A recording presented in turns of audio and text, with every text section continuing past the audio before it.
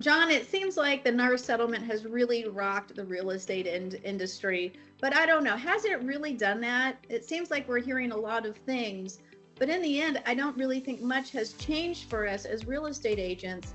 Whether we've got newly licensed folks, seasoned agents, people in between, real estate's still a great career. It always has been, and I don't really know that all that much has changed for us.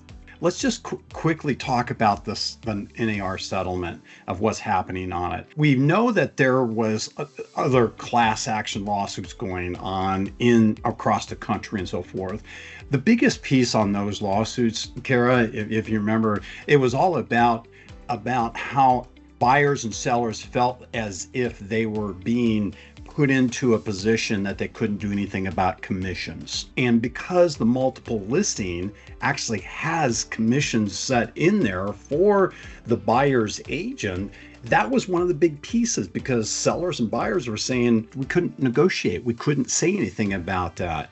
And now with the settlement coming, it really isn't going to be changing a whole lot, even though it sounds like it's a big deal. The two major changes, as a real estate agent and a realtor, we'll no longer be able to offer our compensation to the co-broke in the MLS. So we'll have to find alternative routes to communicating with each other what we are offering for that cooperating agent. We'll also find that buyers will need to sign compensation agreements with their buyer broker.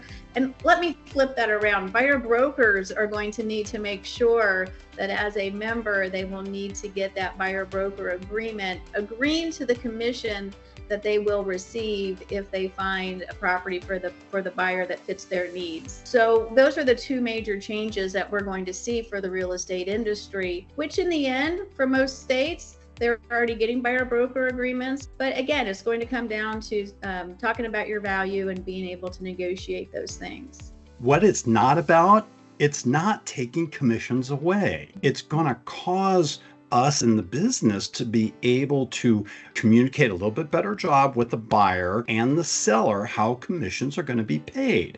It's not eliminating them. It's not a law. It's a policy change in the way we do the listings in the multiple listing. That's a policy for the National Association of Realtors. That's all that is. So it's not going to stop us from making commissions. And they say us because I'm a licensee. I've been working this business for 30 years. It's not going to take my commissions away. No, I've always been a proponent of the buyer broker compensation agreement. I've always used one myself. And yeah, there will be some challenges for some people, for some agents that have not been using the buyer broker agreement, who maybe aren't used to selling their value to their clients. Because, you know, the public is now maybe a little more educated as well as to how our commissions are negotiable, and they may be having some expectations of their buyer broker that they didn't have in the past. And we have to remember that we always have to show our value, because what somebody perceives as a free service really doesn't have a value to that consumer. So it's important as an industry and for our own personal success that we know what our value is, that being a real estate agent, a realtor, isn't always as easy as it looks, right? We have a lot of expertise and service behind us that we can draw on. And so, you know, we're going to have to look for ways to educate the public about our value. I've never worked for free. I don't know about you, and I don't plan on working for free into the future, which means I'm going to have to still be really confident in my conversations with a buyer. I've done it with sellers because I'm having a listing agent all my career, and talking to sellers. Now we just have to have a little different kind of a conversation, which means you got to know with what's going inside. So with buyers and sellers, these transactions, there's a lot that happens and it takes place into that, which we have to understand them. There are buyers out there that may not really truly understand, and they haven't bought a house before, they haven't sold a house in 20 years, and now they're going to go through the process again, and we just have to help them through that. It makes it important for us as the licensee to move forward and be confident with what we do. When somebody makes something look easy, it can often be mistaken for that person didn't really need any skill or experience in order to get that transaction across the finish line. It's a complex transaction and a complex industry.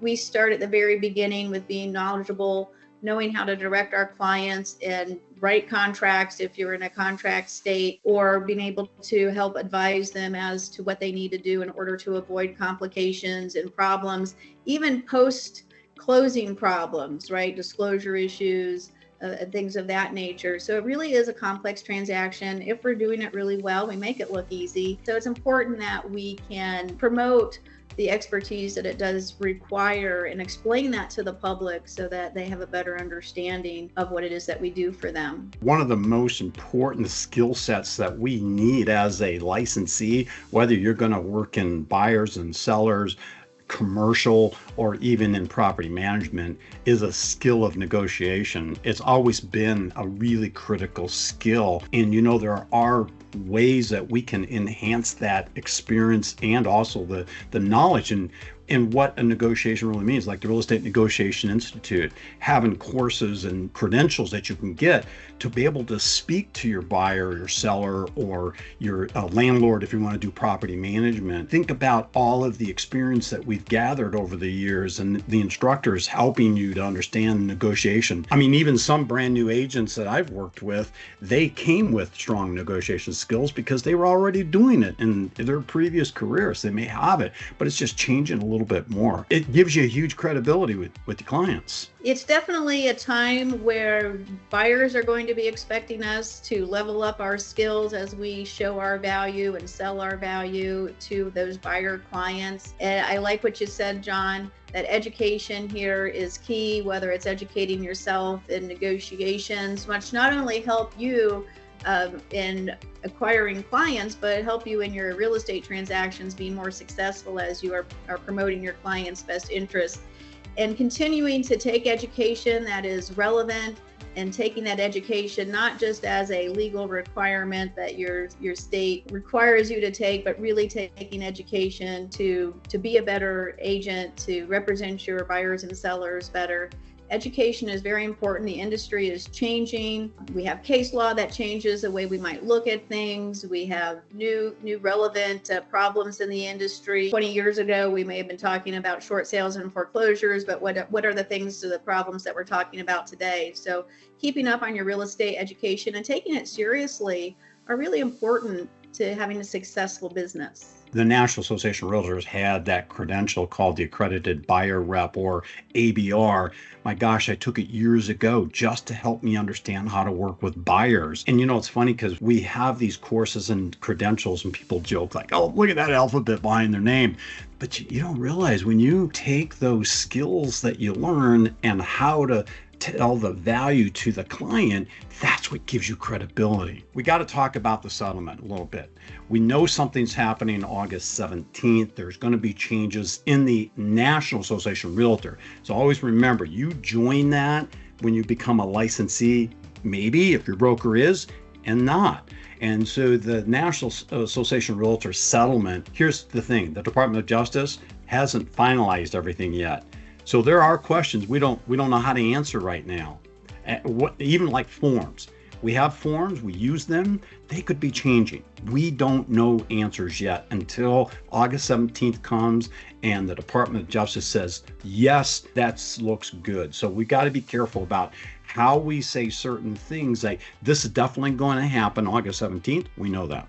What we do know is that buyers and sellers will always be looking for experts like us real estate agents to be guiding them through these really complicated transactions that are usually the most expensive asset that somebody will buy in their lifetime. And with our guidance and our expertise, we can help them make sure that the transaction is smooth, it's not costing them more money than it should, that they're buying a home that is good for them, whether it be a home that they want to fix up or a home that they just want to walk into and not have any repairs to do. So we're not going away.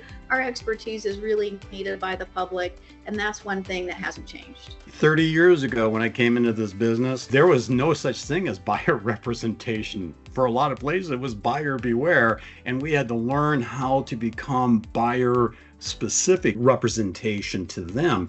So we've made changes even when I came into the business, and now we're going to have to make some changes again. Just to recap some of our changes, and one, there's always going to be earning potential for those people that wake up and work hard and educate themselves as to how to be great real estate agents and understanding their state, local laws, rules, contracts, etc. But real estate agents, realtors, and brokers, we can no longer or will no longer be able to publish commission rates in the MLS as part of that settlement. Buyers may be looking at a different way to choose their agents, as agents are now selling their value, maybe having a little bit of more competition in the marketplace from that standpoint. Again, where education and upping your skill sets really going to come into play in order to be a great producing agent, right? But the policy shift on part of NAR is really only affecting realtor members. So if you are a real estate agent and you are not a realtor member, these policy changes aren't going to affect you. And